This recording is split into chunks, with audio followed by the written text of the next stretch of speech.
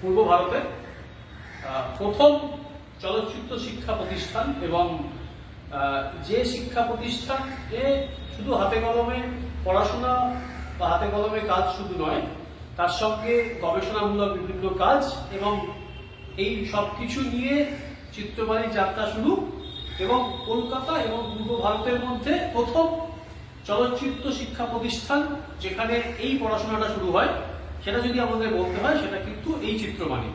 আমরা এখন চিত্রবাণীতে রয়েছি, চিত্রবাণী রফি আহমেদ কিদওয়াই রোড, ৭৬ নম্বর রফি আহমেদ কিদওয়াই রোড। আসুন।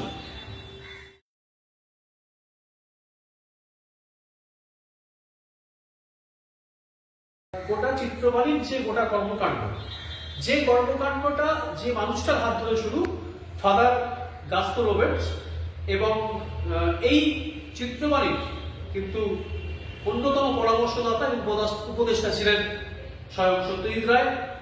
এখানে কাজ করিয়েছেন মৃণাল সেন, ঋত্বিক ঘটকের মতো মানুষ এবং ঋত্বিক ঘটকের ভাইজি যিনি পরমব্রত চট্টোপাধ্যায়ের মা এবং চলচ্চিত্র সমালোচক, অন্যতম চলচ্চিত্র সমালোচক সতীনাথ চট্টোপাধ্যায়, তিনি পরমব্রত চট্টোপাধ্যায়ের বাবা।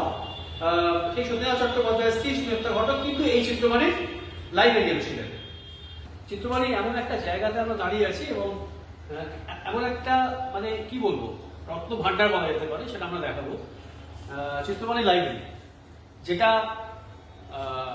ভারতবর্ষের দ্বিতীয় বৃহত্তম চলচ্চিত্র লাইব্রেরি, যে বইটার সঙ্গে মানে এখানে যে সমস্ত বই, সেই বইগুলো চলচ্চিত্র শিক্ষার্থী এবং চলচ্চিত্রের সঙ্গে যুক্ত মানুষ, সেখানে তারা চলচ্চিত্র সমালোচক হতে পারেন বা কোনো ডিরেক্টর হতে পারেন, পরিচালক হতে পারেন, যে কেউ হতে পারেন, তাদের কতটা কাজে লাগে। এবং চিত্রবাণী লাইব্রেরিটা এমনভাবে ফাদার গাস্তো রোবের্টস তিনি তৈরি করেছিলেন এবং যেখানে আমরা দেখেছি যে সত্যজিৎ রায়, যিনি এই চিত্রবাণীর অন্যতম পরামর্শদাতা এবং উপদেষ্টা ছিলেন, তিনি এখানে আসতেন, বই পড়তেন, তিনি তার নিজের কাজকর্ম করতেন, তার নিজের যে কাজের জায়গা সেগুলো করতেন।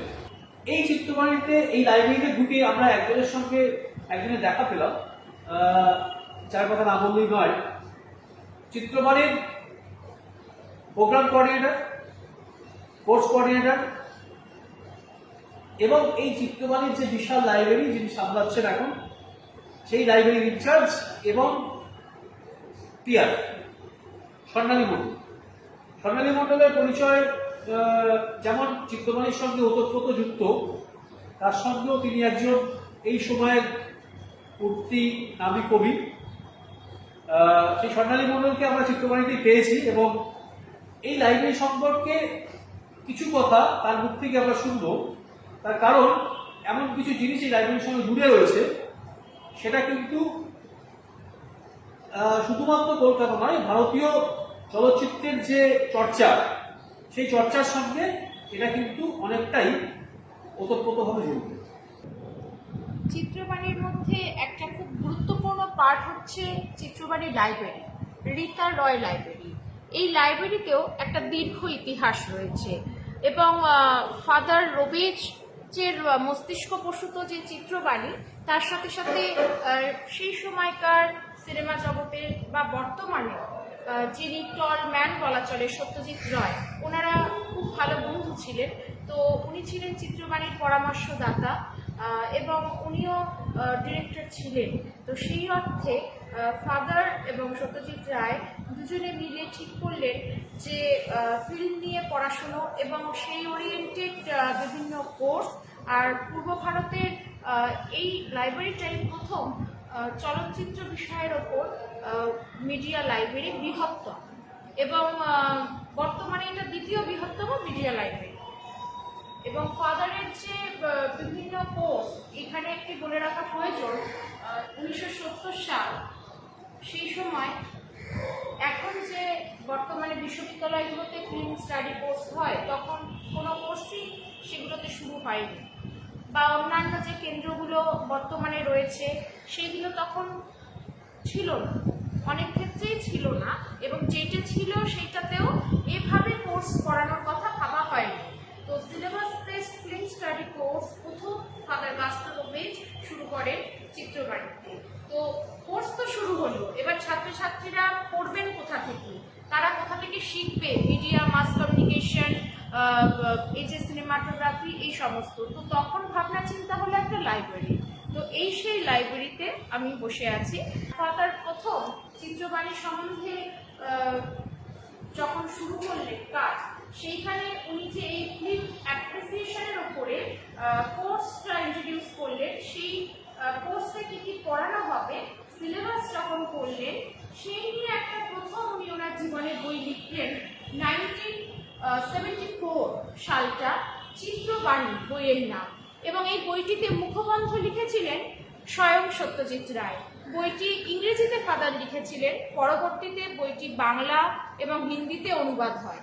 বাংলায় অনুবাদ করেন উৎপল কুমার বসু, যিনি আমাদের ফ্যাকাল্টি ছিলেন। ইংলিশে অনুবাদের যে বইটা প্রথম ইংলিশেই ফাদার লিখেছিলেন চিত্রবাণী। এটা আপনারা দেখতেও পাচ্ছেন, ফিল্ম অ্যাপ্রিসিয়েশন কোর্সের সমস্তটা রয়েছে, এবং তারপরে এটা বাংলায় অনুবাদ করে হয় সিনেমার কথা। এটা অনুবাদ করেন উৎপল কুমার বসু, তিনি আমাদের চিত্রবাণীর ফ্যাকাল্টি ছিলেন, এবং এই এত সুন্দর প্রচ্ছদটা করেছেন কিরণ মিত্র। কিরণ মিত্র আমাদের এখানে সাথে ছিলেন, বিভিন্ন কাজ করেছেন। তো এখানে এই মুখবন্ধটি সত্যজিৎ রায় নিজে লিখেছেন।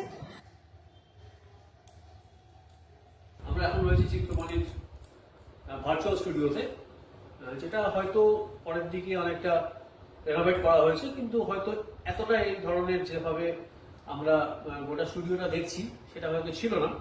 পরবর্তীকালে আস্তে আস্তে সেটা রেনোভেশনের কাজ হয়েছে। কিন্তু এক্ষেত্রে একটা কথা বলার, যেটা হলো যে এই চিত্রবাণীর যে নিজস্ব প্রোডাকশন এবং চিত্রবাণী যে ফিল্ম প্রডিউস করেছিল 2008-এ মল্লিক বাড়ি, এই মল্লিক বাড়ি যে সিনেমা চলচ্চিত্র, সেই চলচ্চিত্রের প্রোডাকশনটা এই চিত্রবাণীতেই হয়েছিল। এবং যে মল্লিক বাড়ি চলচ্চিত্রে অভিনয় করেছিলেন সব্যসাচী চক্রবর্তী, ঋষি কৌশিক, পাওলি দাম, খরাজ মুখোপাধ্যায়ের মতো অত্যন্ত নামী শিল্পীরা সেখানে অভিনয় করেছিলেন।